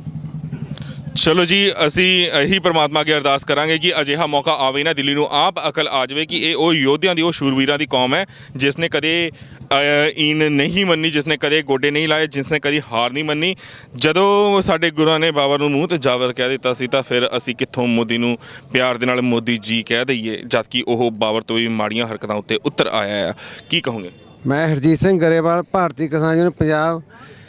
ਮੈਂ ਪਹਿਲਾਂ ਤਾਂ ਸਾਡੇ ਲੋਕਾਂ ਨੂੰ ਅਪੀਲ ਕਰਦਾ ਵੀ ਤੁਸੀਂ ਆ ਜਿੰਨੇ ਦਿਨ ਅਸੀਂ ਇੱਥੇ ਆ ਇਹ ਟੀਵੀ ਦੇਖਣਾ ਹੀ ਬੰਦ ਕਰੋ, ਕਿਉਂ ਇਹ ਫਾੜ ਆਉਂਦੇ ਨੇ, ਸਾਡੇ ਲੋਕਾਂ ਨੂੰ ਭੜਕਾਉਂਦੇ ਨੇ ਵੀ ਤੁਸੀਂ ਇੱਥੇ ਨਾ ਪਹੁੰਚੋ। ਹੋਰ ਕੋਈ ਗੱਲ ਨਹੀਂ। ਤੇ ਬਾਕੀ ਜਿਹੜੀ ਤੁਸੀਂ ਗੱਲ ਕਰੀ ਆ ਬਾਹਰਲੇ ਮੁਲਕਾਂ ਦੀ, ਸਾਡੇ ਕਿਸਾਨਾਂ ਨੇ ਜਿੰਨੀ ਵੱਧ ਖੇਤੀ ਕਰੀ ਆ, ਵੱਧ ਮਿਹਨਤ ਕਰੀ ਆ, ਉਹਨੇ ਵੱਧ ਕਰਜ਼ਾਈ ਹੋਏ ਨੇ। ਉਹ ਕਰਜ਼ਾਈ ਹੋਣ ਦੇ ਨਾਂ 'ਤੇ ਸਾਡੇ ਜਿਹੜੇ ਬੇਟੇ ਨੇ ਉਹ ਦਿਲ ਸੱਟ ਕੇ ਤਾਂ ਬਾਹਰ ਨੂੰ ਜਾ ਰਹੇ ਨੇ। ਦੁਕਾਨਦਾਰ ਤੇ ਛੋਟਾ ਬੱਚਾ ਵੀ ਉਹਦੀ ਦੁਕਾਨ 'ਤੇ ਜਾ ਕੇ ਬਹਿ ਜਾਊਗਾ। ਸਾਡੇ ਬੱਚੇ ਪ੍ਰਸਾਦਾ ਬਣਾਉਣ ਨਹੀਂ ਸਾਨੂੰ ਆਉਂਦੇ, ਕਿਉਂਕਿ ਸਾਡੇ ਘਾਟੇ ਦੀ ਖੇਤੀ ਆ। ਘਾਟੇ ਦੀ ਖੇਤੀ ਤਾਂ ਇਹਨਾਂ ਨੇ ਜਿਹੜੇ ਸਾਡੇ ਅਸੀਂ ਆ ਬਣਾਏ ਨੇ, MLA MP ਨੇ, ਸਾਡੇ ਲੀਡਰ ਨੇ, ਇਹ ਦੇਸ਼ ਦੇ ਰਾਖੇ ਨਹੀਂ, ਇਹ ਆਪਣੇ ਪੇਟ ਦੇ ਰਾਖੇ ਰਹੇ ਨੇ। ਇਸ ਕਰਕੇ ਜਿਹੜੀ ਖੇਤੀ ਦਾ ਧੰਦਾ ਸਾਡਾ ਇਹ ਘਾਟੇ ਦਾ ਹੋਇਆ। ਇਸ ਕਰਕੇ ਸਾਡੇ ਜਿਹੜੇ ਬੱਚੇ ਤੁਸੀਂ ਕਹਿੰਦੇ ਤਾਂ ਬਾਹਰ ਜਾ ਰਹੇ ਨੇ, ਇੱਥੇ ਕੋਈ ਵੀ ਨਹੀਂ ਰਹਿ ਰਿਹਾ। ਮੇਰੇ 2 ਬੱਚੇ ਨੇ, ਆ ਕਰੋਨਾ ਦਾ ਹੋਇਆ, ਦੋਨੇ ਬਾਹਰ ਜਾ ਰਹੇ ਨੇ। ਕਹਿੰਦੇ ਡੈਡੀ ਸਾਡੇ ਖੜਾ ਜੇ ਕਰਨਾ ਕਰ ਲਾ, ਨਹੀਂ ਨਾ ਅਸੀਂ। ਅਗਰ ਜੇ ਅਸੀਂ ਸਬਜ਼ੀ ਸੁਬਜ਼ੀ ਦਾ ਵੀ ਕੰਮ ਕਰਦਾ, ਆ ਜਿਹੜੇ ਪ੍ਰਵਾਸੀ ਨੇ ਇਹ ਜਾ ਕੇ ਸਾਡੇ ਪੰਜਾਬ ਦੇ ਵਿੱਚ ਸਾਡੇ ਉੱਥੇ ਠੁੱਡਾਂ ਮਾਰਦੇ ਨੇ। ਤੇ ਜਿਹੜੇ ਸਾਡੇ ਪੰਜਾਬੀਆਂ ਦੀ ਸਬਜ਼ੀ ਆ ਉਹਨੂੰ ਇਹ ਆੜਤੀਏ ਨੇ ਉਹ ਰੋਲ ਰਹੇ ਨੇ ਤੇ ਇਹ ਆਪਣੀ ਮਨਮਰਜ਼ੀ ਨਾਲ ਖਰੀਦ ਰਹੇ ਨੇ। ਸਾਡੇ ਤੋਂ ਹੀ ਸਬਜ਼ੀ ਖਰੀਦ ਕੇ ਸਾਨੂੰ ਇਹ ਡੇਢੇ ਭਾਅ ਦੇ ਵੇਚ ਰਹੇ ਨੇ। ਬਿਲਕੁਲ ਜੀ, ਬਿਲकुल। ਕਿਉਂਕਿ ਦੇਖੋ ਕਿਸਾਨੀ ਦਾ ਸਿੰਪਲ ਜਿਹਾ ਫੰਡਾ ਹੈ ਕਿ ਅਗਰ ਕਿਸਾਨ ਨੇ ਮਿਹਨਤ ਕੀਤੀ ਹੈ, ਕਿਸਾਨ ਨੇ ਫਸਲ ਬੀਜੀ ਹੈ, ਕਿਸਾਨ ਨੇ ਮਿੱਟੀ ਨਾਲ ਮਿੱਟੀ ਹੋ ਕੇ ਚੀਜ਼ ਪੈਦਾ ਕੀਤੀ ਹੈ, ਪੈਦਾਵਾਰ ਕੀਤੀ ਹੈ, ਤਾਂ ਕਿਸਾਨ ਦਾ ਹੱਕ ਹੋਣਾ ਚਾਹੀਦਾ ਉਸ ਦੇ ਵੇਚਣ ਦੀ ਕੀਮਤ ਤੈਅ ਕਰਨ ਦਾ। ਪਰ ਇਹ ਹੱਕ ਕਿਸਾਨ ਤੋਂ ਖੋਹ ਲਿੱਤਾ ਗਿਆ। ਉਸ ਤੋਂ ਬਾਅਦ MSP ਦਿੱਤੀ ਗਈ। MSP ਦੇ ਨਾਲ ਜੋ ਕੁਝ ਹੋਇਆ ਤੁਹਾਡੇ ਸਾਹਮਣੇ ਹੀ ਹੈ, ਜਿਸ ਕਰਕੇ ਹੁਣ ਸੜਕਾਂ ਉੱਤੇ ਅਤੇ ਹੁਣ ਆਹ 3 ਆਰਡੀਨੈਂਸ ਦੇ ਵਿੱਚ ਉਸ ਨੂੰ ਵੀ ਦਰਕਿਨਾਰ ਕਰ ਦਿੱਤਾ ਗਿਆ। ਬੇਸ਼ੱਕ ਮੋਦੀ ਸਰਕਾਰ ਕਹਿ ਰਹੀ ਹੈ ਕਿ MSP ਰਹੇਗੀ, ਸਭ ਕੁਝ ਰਹੇਗਾ ਤੇ ਤੁਹਾਨੂੰ ਸਮਰਥਨ ਮੁੱਲ ਦਿੱਤਾ ਜਾਏਗਾ, ਪਰ ਰਿਟਰਨ ਦੇ ਵਿੱਚ ਦੇਣ ਵਾਸਤੇ ਕੋਈ ਵੀ ਤਿਆਰ ਨਹੀਂ। ਤੇ ਹੁਣ ਕਿਸਾਨ ਉੱਥੇ ਅੜ ਗਏ ਨੇ ਕਿ ਚਾਹੇ ਤੁਸੀਂ ਰਿਟਰਨ ਦੇ ਵਿੱਚ ਵੀ ਦੇ ਦਿਓ ਤਾਂ ਵੀ ਅਸੀਂ ਵਾਪਸ ਨਹੀਂ ਆਉਂਦੇ। ਹੁਣ ਤਾਂ ਅਸੀਂ ਆਪਣੇ ਹੱਕ ਜਿਹੜੇ ਹੈਗੇ ਨੇ ਉਹ ਲੈ ਕੇ ਜਾਵਾਂਗੇ, ਕਿਉਂਕਿ 50 ਸਾਲ ਤੋਂ ਇਹੀ ਕਿਸਾਨ ਵੀਰ ਨੇ ਜਿਹੜੇ ਆਪਣੇ ਮੰਗਾਂ ਤੱਕ ਹੀ ਫਸੇ ਹੋਏ ਸੀ, ਅਟਕੇ ਹੋਏ ਸੀ। ਤੇ ਹੁਣ ਇਹ ਦੱਸਣਾ ਚਾਹਾਂਗੇ ਕਿ ਅਸੀਂ ਅੱਗੇ ਚਾਲੇ ਪਾ ਰਹੇ ਹਾਂ। ਅੱਗੇ ਬਹੁਤ ਸਾਰੀ ਕਿਸਾਨ ਜਥੇਬੰਦੀਆਂ ਹੋਰ ਵੀ ਹੋਣਗੀਆਂ, ਹੋਰ ਵੀ ਲੋਕ ਹੋਣਗੇ, ਉਹਨਾਂ ਨਾਲ ਵੀ ਅਸੀਂ ਗੱਲਬਾਤ ਕਰਾਂਗੇ। ਪਰ ਸਾਡਾ ਆਪਣਾ ਫਰਜ਼ ਬਣਦਾ ਹੈ ਕਿ ਅਸੀਂ ਕਿਸਾਨਾਂ ਦੀ ਇਸ ਵੱਡੀ ਮੂਵਮੈਂਟ ਦਾ ਸਾਥ ਦਈਏ, ਉਹਨਾਂ ਦੇ ਮੋਢੇ ਨਾਲ ਮੋਢਾ ਲਾ ਕੇ ਚੱਲੀਏ। ਦਿੱਲੀ ਅੱਜ ਅਸੀਂ ਅਗਰ ਪਹੁੰਚੇ ਹੋਏ ਹਾਂ ਤਾਂ ਦਿੱਲੀ ਦੇ ਵਿੱਚ ਪਹੁੰਚੇ ਹੋਏ ਕਿਸਾਨਾਂ ਦਾ ਸਾਥ ਦਿੰਦੇ ਹੋਏ ਅੱਗੇ ਵਧੀਏ ਤੇ ਕਿਸੇ ਵੀ ਪਾਸਿਓਂ ਇਹਨਾਂ ਨੂੰ ਕੋਈ ਕਮੀ ਨਾ ਆਉਣਦੀ ਹੈ। ਤੇ ਹਰਿਆਣਾ ਦੇ ਲੋਕਾਂ ਨੂੰ ਇਹ ਗੱਲ ਜ਼ਰੂਰ ਕਹਿਣਾ ਚਾਹਾਂਗਾ ਕਿ ਹਰਿਆਣਾ ਵਾਸੀਓ, ਤੁਹਾਡਾ ਵੀ ਫਰਜ਼ ਬਣਦਾ ਹੈ ਕਿ ਤੁਸੀਂ ਇਹਨਾਂ ਕਿਸਾਨ ਜਥੇਬੰਦੀਆਂ ਦਾ ਸਾਥ ਦੇਵੋ, ਇਹਨਾਂ ਨੂੰ ਜੋ ਵੀ ਚੀਜ਼ ਮੁਹੱਈਆ ਕਰਵਾਉਣੀ ਹੈ ਉਹ ਕਰਵਾਓ। ਕਿਉਂਕਿ ਪਿੱਛੇ ਮੈਂ ਤੁਹਾਨੂੰ ਦਿਖਾਇਆ ਇੱਕ ਬਜ਼ੁਰਗ ਸੀਗਾ, ਇੱਕ ਨੌਜਵਾਨ ਸੀਗਾ, ਬਿਮਾਰ ਸੀ ਤੇ ਉਹਨਾਂ ਨੂੰ ਮਦਦ ਮੁਹੱਈਆ ਨਹੀਂ ਸੀ ਹੋ ਰਹੀ। ਆ ਪਿੱਛੇ ਮੇਰੇ ਸਾਥ ਆਈ ਥਿੰਕ ਹਰਿਆਣੇ ਤੋਂ ਹੀ ਵੀਰ ਹੈ ਜੋ ਸਮਾਨ ਲੈ ਕੇ ਆਏ ਨੇ ਤੇ ਉਹ ਵੰਡ ਰਹੇ ਨੇ। ਉਹਨਾਂ ਨਾਲ ਵੀ ਗੱਲ ਕਰਦੇ ਹਾਂ। ਵਾਹਿਗੁਰੂ ਜੀ ਕਾ ਖਾਲਸਾ, ਵਾਹਿਗੁਰੂ जी की फतेह जी। आप हरियाणा से? सबसे पहले किसान एकता जिंदाबाद। हरियाणा से जी हल्का राय, जसपाल अंतिल, खेवड़ा युवा कांग्रेस। जी सोनीपत लोकसभा हरियाणा। जी जी जी। जो मोर्चा अब यहाँ पे पहुँच गया है, दिल्ली की सरहद पे आ चुका है और जिस कारण से आया है वो आपको बहुत अच्छे से पता है। बिल्कुल बिल्कुल जी। अब क्या लगता है कि मोदी सरकार के घुटने लगाने में कामयाब हो पाएंगे? बिल्कुल, जिस प्रकार से हमारे पड़ोसी भाई पंजाब ने जो मतलब अपना जोर दिखाया है, मोदी घुटने टेकने पर मजबूर हो जाएगा। क्या कहना चाहोगे सरकार की जो रणनीति रही है, जो नीति रही है ऑर्डिनेंसेस को लेकर, सरकार की रणनीति जो देख रहे हो, सड़कें बनाने का काम होता है सरकार का, सड़कें पाटने का काम होता है। जो हमारे पंजाब से, हमारे हरियाणा से जो हमारी किसान एकता बिल्कुल इकट्ठी होकर जो शांतिपूर्ण तरीके से धरने के लिए दिल्ली जा रही थी, उनमें पानी की बौछारें 11-11 बजे पानी की बौछारें की है इसने। अब ये तख्ता पलट होने की बात आ गई है जी। और अब किसान एकता, जो हमारा देश 75% आबादी हमारी किसानों की है, हमारा देश खेती पर निर्भर है 75%। अगर उनके साथ जब अन्याय शुरू होगा तो ये मान के चलो तख्ता पलट हो जाएगा मोदी सरकार का। मोदी सरकार का तख्ता पलट होगा ही होगा। तो मैं ਤੁਹਾਨੂੰ ਇਹੀ ਦੱਸਾਂਗਾ ਕਿ ਹਰਿਆਣਾ ਹੋਵੇ, यूपी ਹੋਵੇ, ਰਾਜਸਥਾਨ ਹੋਵੇ, ਹਰ ਪਾਸਿਓਂ ਸੰਗਤ ਇੱਥੇ ਪਹੁੰਚਣੀ ਸ਼ੁਰੂ ਹੋ ਗਈ ਹੈ, ਕਿਸਾਨ ਇੱਥੇ ਪਹੁੰਚਣੇ ਸ਼ੁਰੂ ਹੋ ਗਏ ਨੇ ਤੇ ਅਸੀਂ ਤੁਹਾਨੂੰ ਦਿਖਾਈ ਦਿੱਤਾ ਤਕਰੀਬਨ 50,000 ਤੋਂ ਵੱਧ ਟਰਾਲੀਆਂ ਤਾਂ ਇਸੇ ਰੂਟ ਦੇ ਉੱਤੇ ਲੱਗੀਆਂ ਹੋਣਗੀਆਂ, ਇੱਕ ਤੋਂ ਪਿੱਛੇ ਇੱਕ। ਤੇ ਆ ਕਿਸਾਨ ਵੀਰ ਬੈਕ ਕੈਮਰਾਮੈਨ ਨੂੰ ਕਹਾਂਗਾ ਦਿਖਾਣ ਇੱਧਰ ਘੁਮਾ ਕੇ, ਕਿਸਾਨ ਵੀਰ ਆ ਦੂਰ ਤੱਕ ਜਿੱਥੇ ਤੱਕ ਨਜ਼ਰ ਜਾਂਦੀ ਹੈ ਕੈਮਰੇ ਦੀ ਉੱਥੇ ਤੱਕ ਟਰਾਲੀਆਂ ਲੱਗੀਆਂ ਨੇ ਤੇ ਉਸ ਤੋਂ ਅੱਗੇ ਤੱਕ ਵੀ ਟਰਾਲੀਆਂ ਹੀ ਲੱਗੀਆਂ ਹੋਈਆਂ ਨੇ। ਤੇ ਇਹ ਹਜੂਮ ਕਿਤੇ ਵੀ ਖਤਮ ਹੋਣ ਵਾਲਾ ਨਹੀਂ ਹੈ। ਦਿੱਲੀ ਦੀ ਹਿੱਕ ਤੱਕ, ਸਰਹੱਦ ਤੱਕ ਇਹ ਹਜੂਮ ਇਸੇ ਤਰੀਕੇ ਨਾਲ ਚੱਲ ਰਿਹਾ ਹੈ। ਇਸੇ ਤਰੀਕੇ ਨਾਲ ਸਾਡੇ ਬਜ਼ੁਰਗ, ਸਾਡੇ ਬਾਪੂ, ਸਾਡੇ ਵੀਰ ਬੈਠੇ ਹੋਏ ਨੇ ਤੇ ਇਹ ਜੰਗ ਅਸੀਂ ਜਿੱਤ ਕੇ ਹੀ ਵਾਪਸ ਜਾਵਾਂਗੇ। ਜਿੱਦਾਂ ਨੌਜਵਾਨਾਂ ਨੇ ਕਿਹਾ, ਬਜ਼ੁਰਗਾਂ ਨੇ ਕਿਹਾ ਕਿ ਅਸੀਂ ਹਿੱਕ ਤੇ ਗੋਲੀਆਂ ਵੀ ਖਾ ਲਾਂਗੇ, ਪਰ ਜਿਹੜੇ ਇਹ ਕਾਨੂੰਨ ਨੇ ਇਹ ਅਸੀਂ ਖਤਮ ਕਰਵਾਵਾਂਗੇ, ਖਾਰਜ ਕਰਵਾਵਾਂਗੇ, ਤਾਂ ਹੀ ਅਸੀਂ ਵਾਪਸ ਜਾਵਾਂਗੇ। ਦੇਖ ਸਕਦੇ ਹੋ ਖਾਣ ਪੀਣ ਦਾ ਸਾਰਾ ਅਰੇਂਜਮੈਂਟ ਇੱਥੇ ਹੋਇਆ ਹੈ, ਸਭ ਕੁਝ ਪਹੁੰਚਿਆ ਹੈ, ਕਿਸੇ ਚੀਜ਼ ਦੀ ਕੋਈ ਵੀ ਕਮੀ ਨਹੀਂ ਹੈ। ਪਰ ਕਮੀ ਇੱਕੋ ਹੀ ਹੈ, ਗੰਦੀਆਂ ਸਰਕਾਰਾਂ ਜੇ ਉਹ ਸੁਧਰ ਜਾਣ। ਤੁਸੀਂ ਬਾਪੂ ਜੀ ਕੁਝ ਕਹਿਣਾ ਚਾਹੁੰਦੇ ਹੋ? ਕੁਝ ਕਹਿਣਾ ਚਾਹੁੰਦੇ ਹੋ ਤੁਸੀਂ? ਬੋਲੋ ਕੀ ਕਹਿਣਾ ਚਾਹੁੰਦੇ ਹੋ ਸਰਕਾਰਾਂ ਨੂੰ? ਮੋਰਚੇ ਲਾਉਣ ਵਾਸਤੇ ਅਸੀਂ ਪਹੁੰਚ ਗਏ ਹਾਂ ਦਿੱਲੀ ਦੇ। ਹਾਂ ਪਹੁੰਚ ਗਈ ਇਹਦੇ ਵਿੱਚ ਕੋਈ ਸ਼ੱਕ ਨਹੀਂ। ਅਸੀਂ ਤਾਂ ਆਪਣੀਆਂ ਮੰਗਾਂ ਮਨਾ ਕੇ ਛੱਡਣੀਆਂ ਨੇ। ਜਿੱਥੇ ਮਰਜ਼ੀ ਲੁਕਾ ਰਹੇ ਮੋਦੀ, ਉਹਨੂੰ ਬਾਹਰ ਕੱਢ ਕੇ ਛੱਡਾਂਗੇ ਵੀ ਹਾਂ ਗੱਲ ਉਹਨੂੰ ਕਰਨੀ ਪਊ, ਮਜਬੂਰ ਕਰਕੇ ਛੱਡਾਂਗੇ। ਠੀਕ ਹੈ, ਹਾਂ ਉਹਨੂੰ ਇਹ ਪਤਾ ਹੋਣਾ ਚਾਹੀਦਾ ਡੈਮੋਕ੍ਰੇਸੀ ਹੈ ਨਾ ਕਿ ਡਿਕਟੇਟਰਸ਼ਿਪ ਹੈ। ਅਸੀਂ ਨਾ ਉਹਨੂੰ ਪਤਾ ਹੋਣਾ ਚਾਹੀਦਾ, ਅਸੀਂ ਡੈਫੀਨੇਸ਼ਨ ਵੀ ਦੱਸ ਦਾਂਗੇ ਵੀ ਕੀ ਹੈ ਇਹ। ਹੈ ਡੈਮੋਕ੍ਰੇਸੀ ਦੀ government of the people for the people by the people. ਇਹ ਲੋਕਾਂ ਦਾ ਹੀ ਰਾਜ ਹੈ ਸਭ ਕੁਝ। ਅਸੀਂ ਉਹ ਕੁਰਸੀ 'ਤੇ ਬਿਠਾਇਆ, ਅਸੀਂ ਉਹਨੂੰ ਲਾ ਦਾਂਗੇ। ਹੈ ਬੜਾ ਨੋ ਡਾਊਟ ਇਨ ਮੈਟਰ। ਠੀਕ ਹੈ ਜੀ, ਠੀਕ ਹੈ। ਇੱਥੋਂ ਤੁਹਾਨੂੰ ਪਤਾ ਲੱਗ ਸਕਦਾ ਹੈ ਕਿ ਬਜ਼ੁਰਗਾਂ ਦੇ ਅੰਦਰ ਵੀ ਕਿੰਨਾ ਜੋਸ਼ ਹੈ। ਤੁਸੀਂ ਕੁਝ ਕਹਿਣਾ ਚਾਹੁੰਦੇ ਹੋ ਮੋਦੀ ਸਰਕਾਰ ਨੂੰ? ਹੁਣ ਮੋਰਚਾ ਲੱਗ ਹੀ ਗਿਆ ਹੈ ਦਿੱਲੀ ਦੇ ਹਿੱਕ ਉੱਤੇ ਜੇ। ਹੁਣ ਮੋਰਚਾ ਲੱਗ ਗਿਆ, ਹੁਣ ਅਸੀਂ ਵਾਪਸ ਤੇ ਜਾਵਾਂਗੇ ਨਹੀਂ, ਆ ਗਏ ਹੁਣ ਪੱਕੇ ਹੀ ਆ ਗਏ ਆ। ਜਿਹੜੀ ਸੇਵਾ ਵੀ ਹੋਏਗੀ ਇੱਥੋਂ ਕਰਨਾਲ ਜ਼ਿਲ੍ਹੇ ਦੇ ਆ, ਇਹ ਇੱਥੇ ਪਹੁੰਚਾਵਾਂਗੇ ਸਾਰੇ ਪਿੰਡਾਂ 'ਚੋਂ ਇਕੱਠਾ ਕਰਕੇ ਇਹਨੂੰ ਮਸਲੇ ਨੂੰ ਹੱਲ ਕਰਕੇ ਜਾਵਾਂਗੇ। ਹੁਣ ਦਿੱਲੀ ਦਾ ਪ੍ਰਦੂਸ਼ਣ ਤੇ ਜਿਹੜੀ ਕਰੋਨਾ ਹੈ ਉਹ ਕੱਢ ਕੇ ਹੀ ਜਾਵਾਂਗੇ। ਇੱਥੇ ਬੜੀ ਜ਼ਿਆਦਾ ਇਹਨਾਂ 'ਚ ਭਰੀ ਹੈ, ਇਹਨਾਂ ਜਿਹੜੇ ਬਹਾਨੇ ਬਣਾਏ ਨੇ ਉਹ ਵੀ ਨਹੀਂ ਚੱਲਣ ਦੇਵਾਂਗੇ। ਸਾਰਾ ਪ੍ਰਦੂਸ਼ਣ ਸਾਫ਼ ਕਰ ਦਿਆਂਗੇ, ਸਾਰਾ ਕਰੋਨਾ ਵੀ ਭਜਾ ਦਿਆਂਗੇ। ਕੋਈ ਕਿਸੇ ਮਾਸਕ ਪਹਿਨਣ ਦੀ ਨਹੀਂ ਲੋੜ ਪਏਗੀ, ਕੋਈ ਕਿਸੇ ਨੂੰ ਦਵਾਈ ਲੈਣ ਦੀ ਲੋੜ ਨਹੀਂ ਪਏਗੀ। ਇਹ ਜੋ ਮੋਦੀ ਜੀ ਭੱਜ ਗਏ ਸਾਰਾ ਕੁਝ ਭੱਜ ਜਾਣਾ। ਅੱਛਾ, ਮੋਦੀ ਭੱਜੇਗਾ ਤਾਂ ਸਾਰਾ ਕੁਝ ਹੀ ਭੱਜਣਾ ਹੈ, ਕਰੋਨਾ ਵੀ ਤੇ ਪ੍ਰਦੂਸ਼ਣ ਵੀ। ਤੁਸੀਂ ਹਾਂਜੀ ਹਾਂਜੀ ਇਹ ਗੱਲ ਠੀਕ ਹੈ, ਜੋ ਇਹਨਾਂ ਕਹੀ ਭਾਈ ਸਾਹਿਬ ਨੇ ਬਿਲਕੁਲ ਸੱਚ ਹੈ ਜੀ। ਬਹੁਤ ਸਾਰੀਆਂ ਜਥੇਬੰਦੀਆਂ ਇੱਥੇ ਪਹੁੰਚੇ ਨੇ, ਇੱਕ ਤੋਂ ਬਾਅਦ ਇੱਕ ਲੋਕ ਦਿੱਲੀ ਵੱਲ ਨੂੰ ਕੂਚ ਕਰ ਰਹੇ ਨੇ, ਵੱਧ ਰਹੇ ਨੇ ਤੇ ਹਰ ਕੋਈ ਇੱਕੋ ਹੀ ਚੀਜ਼ ਚਾਹੁੰਦਾ ਹੈ ਕਿ ਜੋ ਆਰਡੀਨੈਂਸਿਸ। ਹਾਂਜੀ, ਅਸੀਂ ਇਹ ਵੀ ਉਹਨੂੰ ਦੱਸਣਾ ਚਾਹੁੰਦੇ ਹਾਂ, ਠੀਕ ਹੈ ਨਾ। ਉਹਨੂੰ ਪਤਾ ਹੋਣਾ ਚਾਹੀਦਾ ਵੀ ਪੰਜਾਬ ਦੇ ਉਹ ਖੜਾ ਉਹ ਚੁੱਪ ਕਰ ਵੀ ਪੰਜਾਬ ਦੇ ਤੁਸੀਂ ਵੀ ਆ ਜਾਓ ਵੀ ਪੰਜਾਬ ਦੇ ਲੋਕ ਕਿੰਨੇ ਬਹਾਦਰ ਨੇ। ਇੰਦਰਾ ਗਾਂਧੀ ਵੀ ਕਹਿੰਦੀ ਵੀ ਮੈਂ ਸਭ ਨੂੰ ਆਪਣੀ ਮੁੱਠੀ 'ਚ ਲੈ ਲੂੰ। 38 ਗੁਰਦੁਆਰਿਆਂ ਦੇ ਆਫ ਕਰ ਲਓ ਜਾਂ ਨਿਕਲ ਜਾਓ। ਹਾਂ 38 ਗੁਰਦੁਆਰਿਆਂ ਦੇ ਉਹ ਜਾਈ ਵੇ 38 ਗੁਰਦੁਆਰਿਆਂ ਇਕੱਠਾ ਹਮਲਾ ਕਰਾ ਦਿੱਤੀ ਹੈ ਜੀ। ਐਨ ਸਾਸੇ ਦੇ ਦੀਨ ਦੱਸੋ ਮੈਨੂੰ, ਇਸੇ ਅਹੁਦੇ 'ਤੇ ਦੀ ਇਸੇ ਦੀ ਉਹ ਮਿੰਟ 'ਚ ਕਿੱਧਰ ਗਈ? ਉਹਦਾ ਮੁੰਡਾ ਕਿੱਧਰ ਗਿਆ ਹੈ ਜੀ? ਦੱਸੋ। ਇਹ ਪੰਜਾਬ ਦੇ ਲੋਕ ਨੇ। ਇਹ ਜੇ ਇੱਦਾਂ ਨਹੀਂ ਫਿਰ ਦੂਏ ਲੋਟਾ ਦਾ ਕੰਮ ਕਰੇ ਦੇਣਾ, ਜੋ ਮਰਜ਼ੀ ਕਰੇ। ਜੀ ਜੀ, ਚਲੋ ਬਜ਼ੁਰਗਾਂ ਨੇ ਆਪਣੀਆਂ ਭਾਵਨਾਵਾਂ ਤੁਹਾਡੇ ਨਾਲ ਸਾਂਝੀਆਂ ਕੀਤੀਆਂ, ਕਿਉਂਕਿ ਹਰ ਕਿਸੇ ਦੇ ਜ਼ਿਹਨ ਦੇ ਵਿੱਚ ਇਹ ਚੀਜ਼ ਆਉਂਦੀ ਹੈ ਕਿ ਜੋ ਕੁਝ ਵੀ ਸਰਕਾਰਾਂ ਕਰ ਰਹੀਆਂ ਨੇ ਉਹ ਇੱਕ ਗੰਦਾ ਤੇ ਤਾਨਾਸ਼ਾਹੀ ਰਵੱਈਆ ਹੈ। ਤੇ ਮੈਂ ਅੰਤ ਦੇ ਵਿੱਚ ਇਹੀ ਬੇਨਤੀ ਕਰਾਂਗਾ ਹਰਿਆਣਾ ਦੀ ਆਵਾਮ ਨੂੰ, ਹਰਿਆਣਾ ਦੇ ਵਾਸੀਆਂ ਨੂੰ ਕਿ ਘੱਟੋ ਘੱਟ ਤੁਸੀਂ ਪਹੁੰਚ ਕੇ ਇਹਨਾਂ ਨੂੰ ਜੋ ਫੈਸਿਲਿਟੀਆਂ ਚਾਹੀਦੀਆਂ ਨੇ 5-6 ਕਿਲੋਮੀਟਰ ਤੱਕ ਦਾ ਜਾਮ ਲੱਗਿਆ ਹੋਇਆ ਹੈ ਪਿੱਛੇ ਤੱਕ, ਤੇ ਖਾਣ ਪੀਣ ਦਾ ਸਾਰਾ ਅਰੇਂਜਮੈਂਟ ਪੰਜਾਬ ਦੇ ਨੌਜਵਾਨ, ਪੰਜਾਬ ਦੇ ਬਜ਼ੁਰਗ ਟਰਾਲੀਆਂ ਦੇ ਵਿੱਚ ਪਹਿਲਾਂ ਹੀ ਕਰਕੇ ਲੈ ਕੇ ਆਏ ਹੋਏ ਨੇ। ਪਰ ਫਿਰ ਵੀ ਮੈਂ ਕਹਾਂਗਾ ਮੈਡੀਕਲ ਫੈਸਿਲਿਟੀਆਂ ਦੀ ਜਿੱਥੇ ਥੋੜੀ ਜਿਹੀ ਘਾਟ ਨਜ਼ਰ ਆ ਰਹੀ ਹੈ, ਪਿੱਛੇ ਇੱਕ ਦੋ ਥਾਂ ਦੇ ਉੱਤੇ ਅਸੀਂ ਦੇਖਿਆ, ਉਹ ਚੀਜ਼ ਵੱਲ ਜ਼ਰੂਰ ਧਿਆਨ ਮਾਰਿਆ ਜਾਵੇ। ਇੰਨੀਆਂ ਕੀ ਬੇਨਤੀਆਂ ਪ੍ਰਵਾਨ ਕਰਨਾ, ਦਿਓ ਇਜਾਜ਼ਤ, ਬੁਲਾਓ ਫਤਿਹ। ਪ੍ਰੋਗਰਾਮ ਚੰਗਾ ਲੱਗਿਆ ਹੋਵੇ ਲਾਈਕ ਤੇ ਸ਼ੇਅਰ ਜ਼ਰੂਰ ਕਰਨਾ, ਬਾਕੀ ਆਪਣੀਆਂ ਭਾਵਨਾਵਾਂ ਨੀਚੇ ਕਮੈਂਟਸ ਦੇ ਵਿੱਚ ਤੁਸੀਂ ਵਿਅਕਤ ਕਰ ਸਕਦੇ ਹੋ। ਵਾਹਿਗੁਰੂ ਜੀ ਕਾ ਖਾਲਸਾ, ਵਾਹਿਗੁਰੂ ਜੀ ਕੀ ਫਤਿਹ। ਸਿੱਖ ਧਰਮ ਦੀ ਹਰ ਗਤੀਵਿਧੀ ਅਤੇ ਗੁਰਬਾਣੀ ਵਾਸਤੇ ਹੁਣੇ ਸਬਸਕ੍ਰਾਈਬ ਕਰੋ ਗੁਰਬਾਣੀ ਅਖੰਡ ਬਾਣੀ ਅਤੇ ਨੋਟੀਫਿਕੇਸ਼ਨਸ ਵਾਸਤੇ ਬੈਲ ਨੂੰ ਰਿੰਗ ਕਰੋ।